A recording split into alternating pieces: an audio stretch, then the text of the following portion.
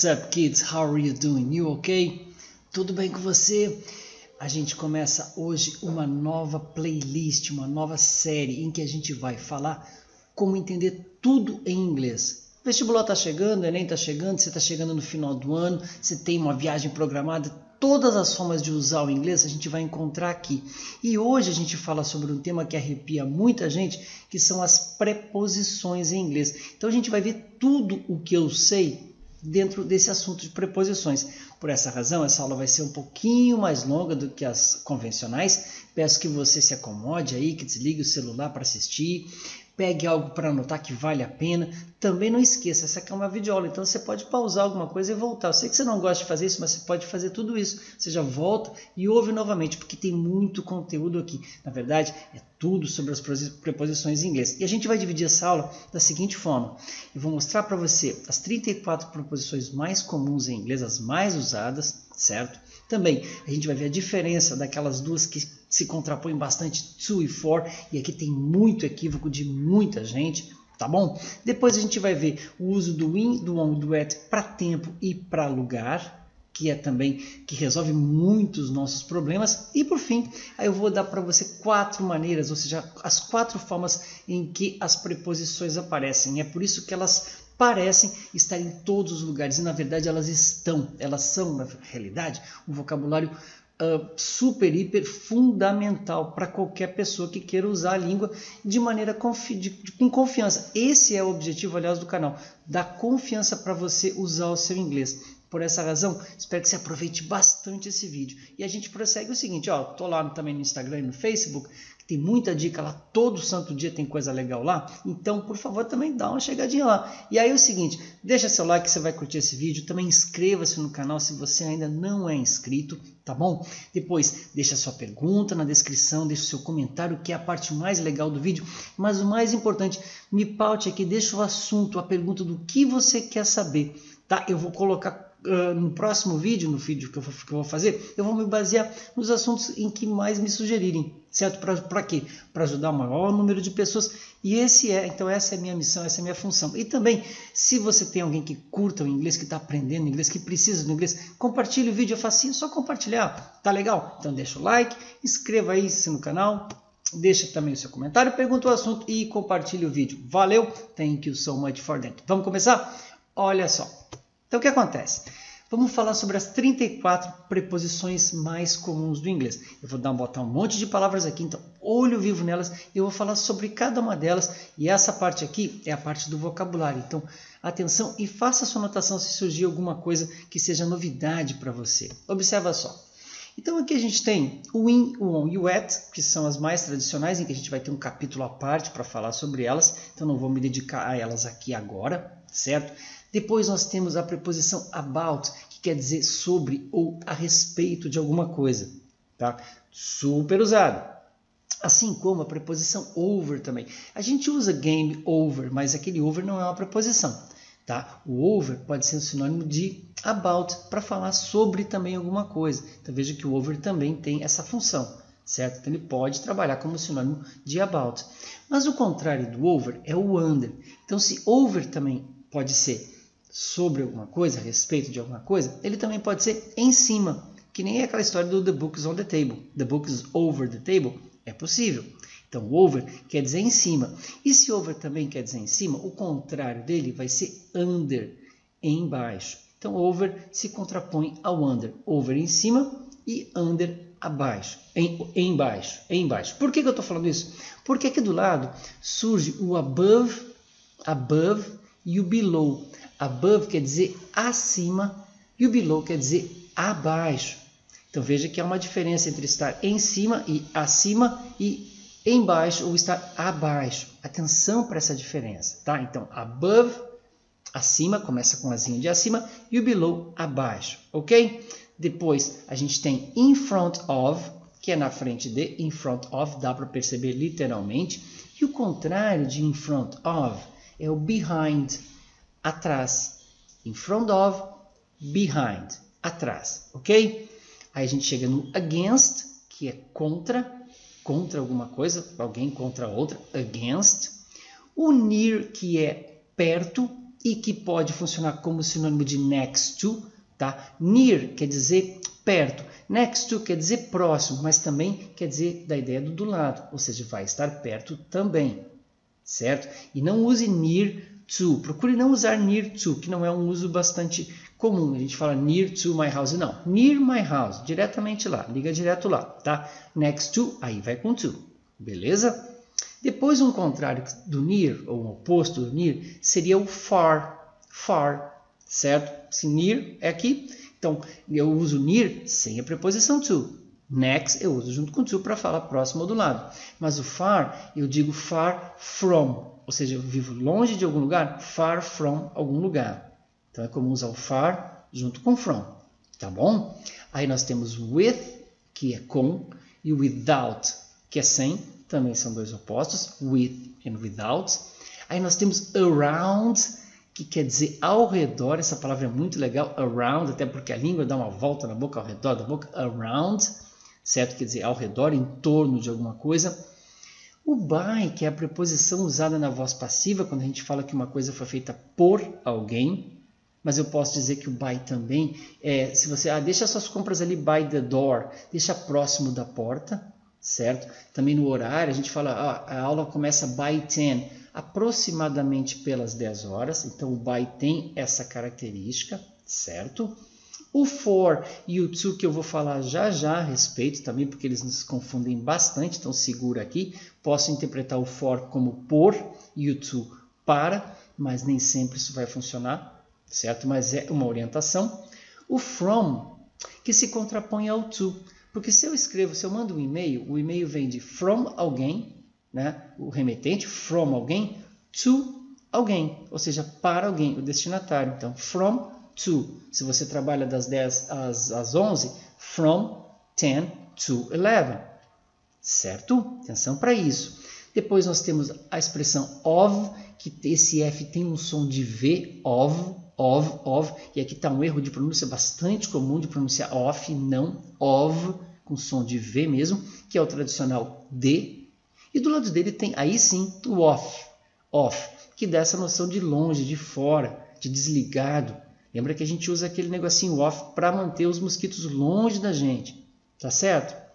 Nós temos depois o between, que é entre duas coisas ou pessoas, e essa aqui é uma informação meio genérica para não entrar no detalhe. Se você souber que entre duas pessoas ou coisas é between, beleza. Aí se você tiver mais de duas pessoas ou coisas, aí vai se tornar among, tá? Então, among, between, os dois são entre, mas com essas restrições, ok?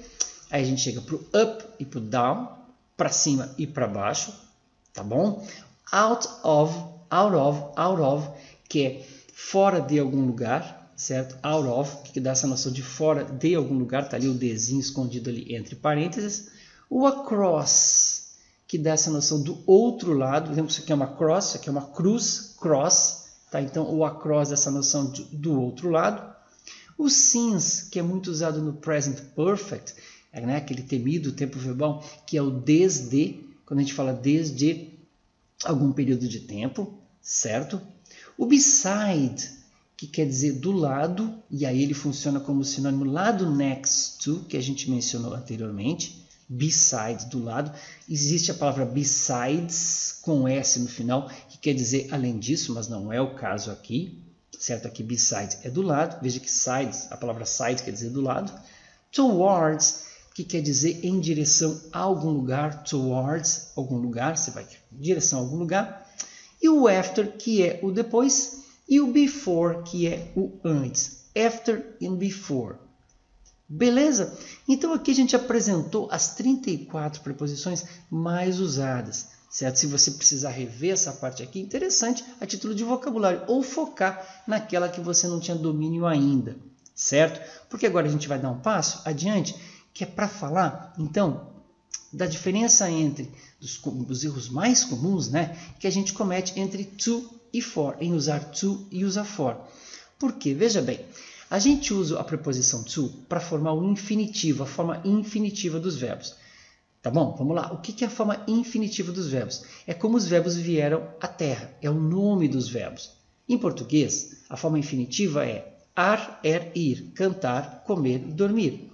Então, em inglês, a gente forma os infinitivos colocando to do, to eat, to be, certo? Colocando o tozinho. É verdade que às vezes o verbo aparece no infinitivo sem o to antes, mas existem as duas possibilidades, to do, to be e to eat, ou simplesmente do, be e eat. Tá? Mas o que você tem que saber é que o infinitivo é quando o verbo, na tradução, terminar em ar, ou ir. Ok? Então, o to é o formador do infinitivo. Esse é um pressuposto. Você tem que saber isso para poder entender que depois do to, o verbo vai, na tradução, terminar em ar, ir. Certo? Para daí, então, você conseguir diferenciar, olha aqui, ó, quando eu digo, por exemplo, she took an umbrella to go home. Ela pegou um guarda-chuva para ir para casa. Certo? Para ir para casa. To go home, para ir. Veja, ar, ir. Infinitivo perfeito. Só que, às vezes, muita gente insiste em usar o for para fazer alguma coisa no lugar do to. É possível? É possível. Está errado? Não está errado. Só que veja bem, torna a frase mais longa e a chance de errar acaba sendo maior. Porque eu posso dizer a mesma coisa que she took an umbrella for going home.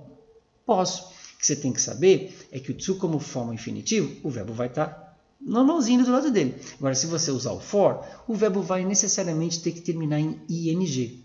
Qual é a tradução das duas frases? A primeira, ela pegou um guarda-chuva para ir para casa. A segunda, ela pegou um guarda-chuva para ir para casa. Mas, por que eu vou falar mais se eu posso falar menos? É por isso que na briga entre to e for, nesse sentido, quando houver um verbo depois deles, quem vence sempre é o to. Então, na hora de você escolher usar to ou for para falar que vem um infinitivo depois, que você vai fazer alguma coisa depois, use o to, porque as suas chances de acertar vão ser muito maiores, você vai fazer menos esforço e vai conseguir, então, parar de brigar na sua cabecinha entre esses dois verbos, to e for. Tá certo? Depois eu vou dar para você aqui um sentido mais legal, mais amplo um pouquinho. Mas é importante você observar que o to seria para alguma coisa e o for seria por alguma coisa, certo? Então, se eu disser assim, can you do it to me? Você pode fazer isso para mim? Isso é uma coisa, fazer para mim, to me. Mas se eu disser, can you do it for me? Você pode fazer isso por mim? Veja que aí é uma outra situação. Então, nesse caso, quando não vem um verbo depois, fazer para alguém, to somebody. Fazer por alguém, for somebody. Aí a competição não é igual, é diferente. São duas propostas. Tá claro? Mas como a maioria das vezes você usa, né, os alunos usam o to e o for para vir um verbo depois, essa aqui é a condição. E se essa aqui é a condição, saca só que vai ficar bem tranquilo de perceber que depois de qualquer preposição que não seja o to, porque o to é o formador do infinitivo, conforme está aqui, você vai usar então um verbo qualquer, certo? Terminando sempre em ing. Mas como é que vai ficar a tradução, professor? Vai ficar ando, endo, indo, já que o ing, o ando, endo, indo? Não. A regra da tradução passa pelo ouvido. Você não vai traduzir essa frase que digo aqui, ó, she took an umbrella for going home, como dizendo, ela pegou um guarda-chuva para indo para casa. Não faz sentido, certo? Então você vai traduzir da mesma forma. O que eu estou dizendo aqui é que daquele quadro das 34 preposições que eu mostrei para você, a exceção do to, se houver uma preposição, e a gente já vai ver a razão em que vão haver preposições, havendo um verbo depois delas, ele vai terminar em ing. Mas a tradução não vai alterar em nada. Tá legal? Vamos passar adiante então. Olha só. Aí agora a gente vai abranger um grande problemão do uso das preposições, que passa por in, on e at, quando a gente estiver falando de tempo. Tempo, relógio. Tá? Não é tempo meteorológico, tempo, relógio. Para quê? Para dizer o seguinte, que eu vou usar a preposição in para os períodos de tempo que forem maiores do que um dia, do que 24 horas. Essa é a nossa referência. Eu vou usar a preposição on para falar de períodos de tempo iguais a 24 horas, certo? Iguais a um dia. E eu vou usar a preposição at para períodos de tempo menores do que 24 horas, menores do que um dia. Vamos olhar os exemplos. Aqui eu digo que em 2017 alguma coisa aconteceu, maior do que um dia, ou que no verão, in summer, maior do que um dia, ou que no mês de novembro, in November, também maior do que um dia. Fechou?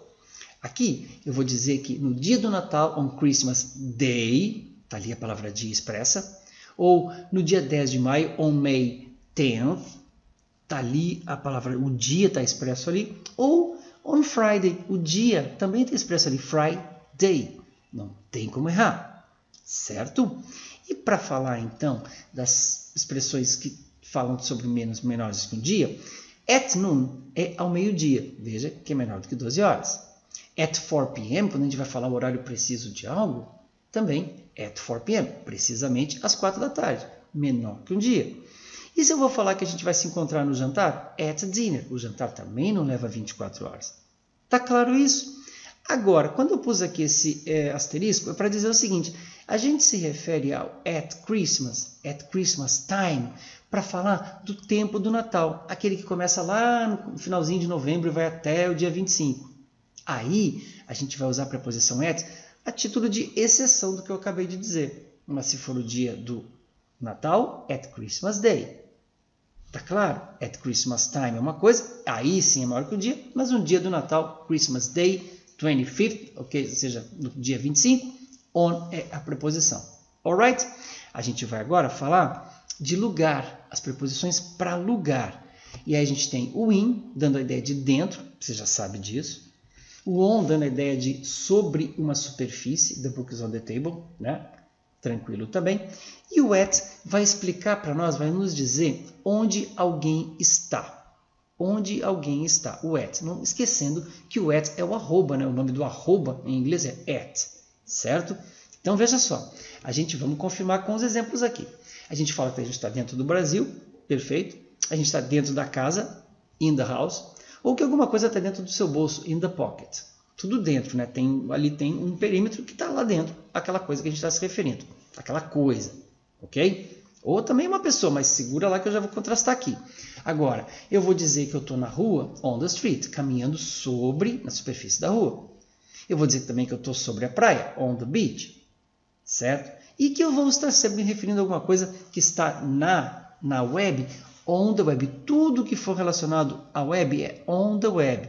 Por isso eu vou dizer on WhatsApp, on Instagram, on Facebook, on Google, on Internet. Sempre on. Online é on, sem discussão. Tá bom? E aqui a gente vai falar então, veja só. Se eu disser que alguém está na rua Main, que é a rua principal, Main Street, no número 200, aí eu estou deixando claro onde alguém está. Então veja que mesmo falando de rua, eu vou usar at 200 Main Street, especificando onde alguém está naquela rua. Diferente de estar sobre a rua, em cima da rua. On Main Street, beleza. Mas at 200 Main Street, aí especifiquei. Aí fica claro. Assim também, eu vou fazer um contraste aqui com in the house e at home. Veja que house é aquilo que tem telhadinho. E home não precisa ter telhado. Quem mora embaixo de uma ponte, por exemplo, não tem telhado. Mas lá é o lar da pessoa. Então, a gente sempre fala in the house e at home. A gente nunca vai dizer at the home. Tá bom? É in the house, at home. E onde é que a criança está? A criança está at school. Beleza, ela está lá na escola, naquele momento particular que a gente perguntou. Ok? Fez sentido para você? Veja que essas duas colocações de tempo e de lugar vão dar uma cobertura gigante para os nossos erros de preposição. Basta ficar atento. Beleza? Vamos sair daqui agora e vamos começar a falar dos outros casos. Observa só.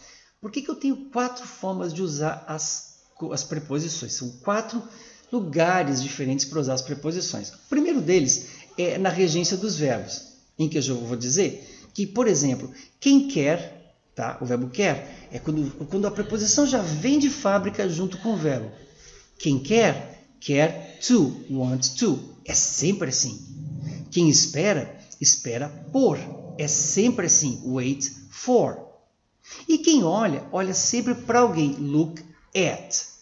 Então veja que o verbo querer vem junto do to, quando houver um verbo do lado dele.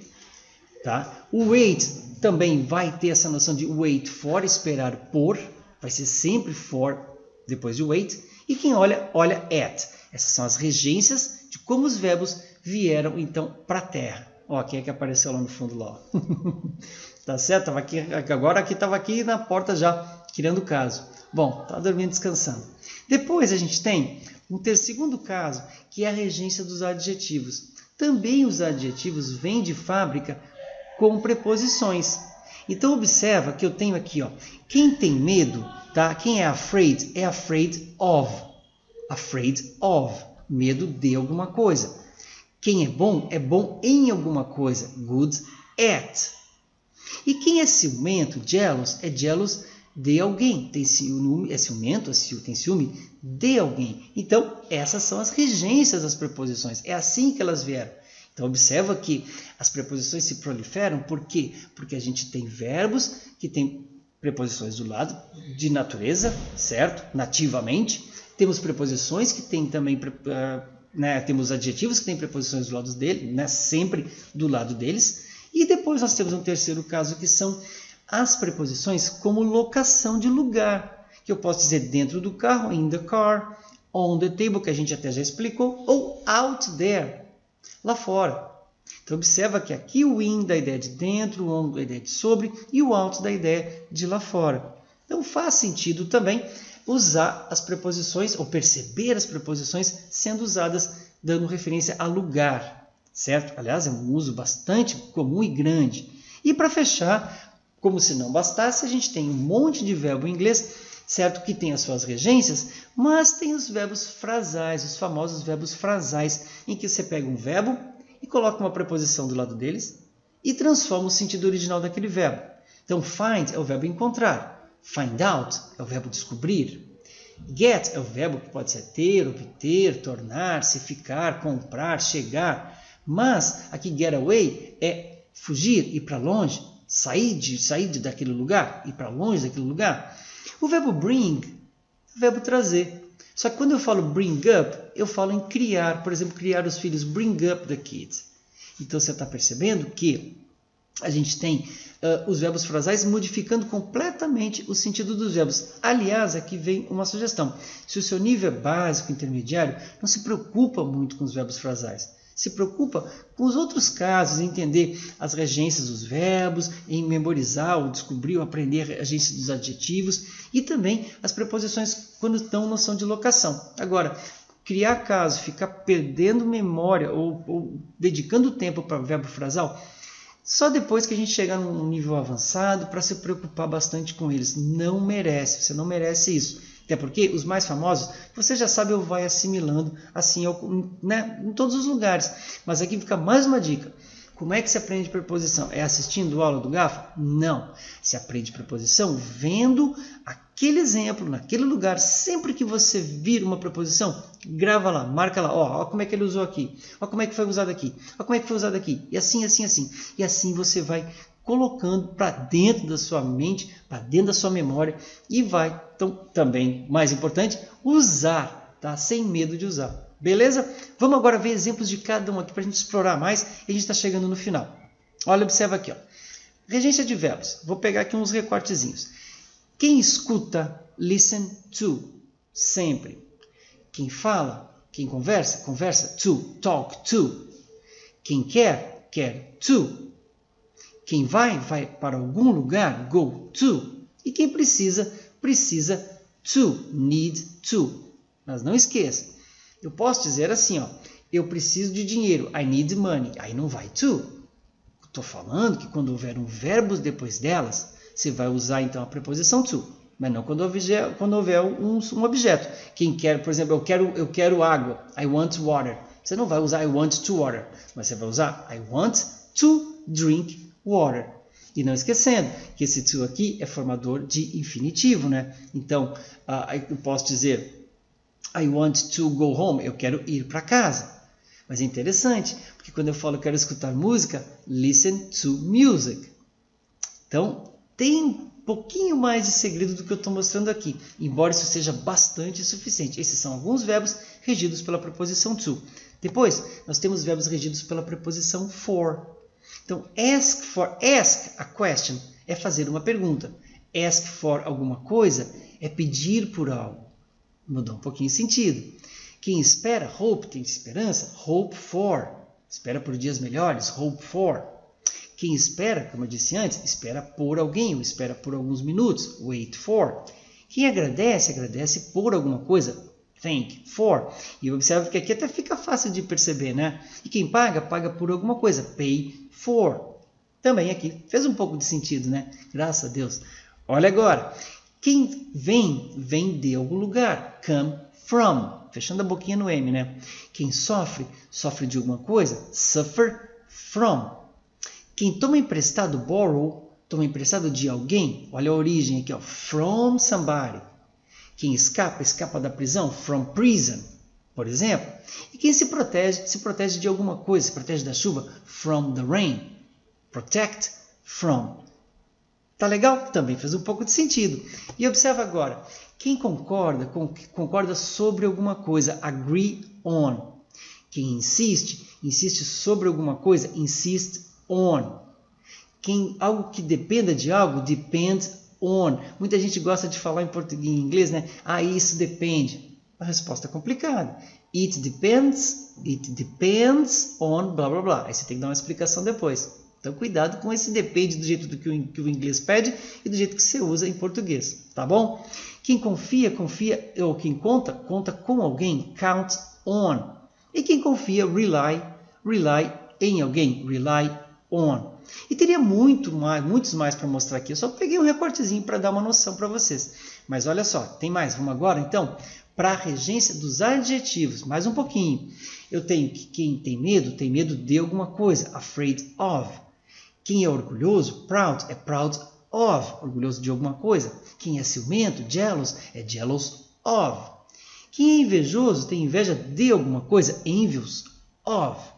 E que alguma coisa é típica de alguém, typical of somebody, é típico de alguém. Aqui também fez um pouquinho de sentido, e às vezes faz sentido. Agora, em relação ao português, né? Agora observa, quando eu estou chateado, eu estou bored, entediado, bored with alguma coisa, tá? Então, eu estou entediado com alguma coisa. Quando algum lugar está cheio, crowded, está cheio com pessoas ou com coisas, crowded with. Quando eu estou familiarizado com alguma coisa é familiar with, eu estou familiarizado com alguma coisa. Quando eu estou satisfeito com alguma coisa, satisfied with. E quando eu estou agradado com alguma coisa também, pleased with. Um pouquinho de sentido. Observa agora. Quando alguém é viciado, addicted é addicted to, que não faz sentido em relação ao português. Quem é alérgico, allergic, é allergic to. Quem é casado, married to, e não é married with. Casado com, é married to, que é bem estranho. Uma coisa parecida com a outra, similar to. Aqui não faz quase nenhum sentido, né? E quando uma coisa é relacionada à outra, related to. Vamos aprendendo, né? E para fechar aqui na regência, se eu estou ansioso, anxious, eu estou anxious about alguma coisa, ansioso sobre alguma coisa. Se eu estou preocupado, eu estou worried about alguma coisa, eu estou preocupado com alguma coisa. Se eu estou excitado sobre alguma coisa, excited about. Se eu estou feliz sobre alguma coisa também. Um pouquinho diferente do português, happy about. Se eu estou nervoso sobre alguma coisa, nervous about. Você observa que aqui a gente tem pelo menos, todos eles são sensações que nós temos. E aí a gente consegue um pouco grupar e lembrar que about vai ser a regência. Chegando no fim, então, agora o terceiro caso, que são as locações de expressão, as expressões de locação. Em que vejam, uns exemplos aqui, bem simples. Quem vem para dentro, come in, inside. Quem sobe o morro, né? Go up the hill. Faz todo sentido aqui fica fácil de perceber. Quando alguém está em algum lugar, está on the roof, sobre o telhado. Tudo bem. Quando eu falo, olha para baixo, ou ignora algo, look down. Fica fácil de perceber. Take a look around, dá uma olhada ao redor. Dá para perceber. Get out of here. Sai daqui, sai fora desse lugar. Get out of here. Dá para pegar. Turn it off. Você pega um botão e turn ele off. Então, desliga ou turn it on e liga. Dá para perceber também. Put your hat on. Você coloca o seu chapéu sobre a cabeça. Também fechou. E go away. Vai para longe daqui. Também fechou. Observa que esse é o caso mais simples de entender. E agora o quarto caso, para a gente chegar no final, a gente tem de alguns exemplos de phrasal verbs. Vamos ver juntos aqui, ó. Eu tenho, como eu acabei de falar, o verbo turn é dobrar, mas turn on é ligar. ou excitar também. O verbo break é o verbo quebrar, mas break up é romper uma relação. O verbo put é colocar, mas put off pode ser apagar alguma coisa, extinguir um fogo, ou adiar alguma coisa na sua agenda, put off. Botar uma reunião para mais tarde, put it off. O verbo look é o verbo olhar, mas quando alguém look like, é que ele se assemelha a alguém, muda o sentido original do verbo. Esses são os phrasal verbs. E tem uma lista gigante, então não se preocupe. Quem dá alguma coisa, give, dá alguma coisa para alguém. Mas give up, quer dizer desistir. Completamente diferente. O verbo take pode ser várias coisas, levar, tomar, pegar. Mas take off é decolar. Muda bastante. Get pode ser um monte de coisa, você sabe disso. Mas get along quer dizer relacionar-se com alguém. Get along well, get along badly. Então você se dá bem com alguém ou se dá mal com alguém. Get along também. Pior o sentido do get, porque o verbo já é tanta coisa, o get, enfim. O work é o trabalhar, mas o workout você sabe que é malhar. Então ir para academia e ralar é workout, mudou geral. E go é ir, mas go on dá essa noção de continuar. Life goes on and on and on, a vida continua. E a gente chegou no final. Eu sei que teve que ser um pouco rápido para não ficar muito longo, mas que você pode ver e rever para aprender tudo que você puder aqui. E eu realmente espero que tenha ajudado você. E por isso, deixa aqui seu comentário, se foi legal, se não foi legal, se foi mais ou menos, à vontade. Deixa sua pergunta, eu respondo a todo mundo, interajo com todo mundo. Ou deixa sua sugestão também para o próximo vídeo da série, para que você possa entender tudo em inglês, ao menos tudo aquilo que eu sei, eu quero passar para você.